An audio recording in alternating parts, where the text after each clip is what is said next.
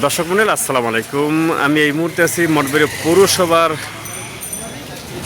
পৌরসভার সম্মুখে, যে মঠবাড়িয়া পৌরসভার একটা ম্যাপ করা হয়েছে, আপনারা দেখতে পাচ্ছেন।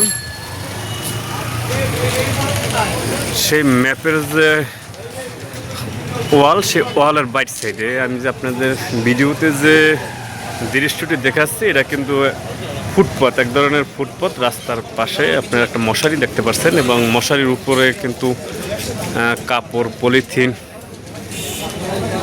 দেওয়া আছে। মূলত এই জায়গায় একজন নারী তার 3 বছরের একটা বাচ্চা নিয়ে জায়গায় কিন্তু রাত্রি যাপন করেন। বেশ কিছুদিন ধরে এই দৃশ্য কিন্তু আমরা দেখতে পাচ্ছি। আসলে এই নারীকে আমাদের কাছে একটু অস্বাভাবিক মনে হয়। তিনি একটু, মানুষ দেখলে একটু কথা বলেন, স্বাভাবিকভাবেই একটু চিল্লাপাল্লা করেন।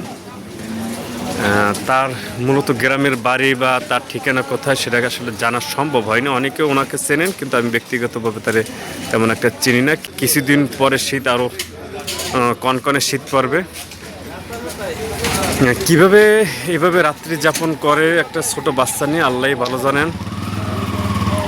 আল্লাহ সবাইকে সুস্থ রাখুন এবং আমরা আশা করি এর যে পরিবার আছে, এর যারা স্বজনরা আছেন, তারা যেন একে বুঝিয়ে অন্তত বাচ্চাটার দিক তাকিয়ে তাকে যেন তার বাড়িতে নিয়ে যায়।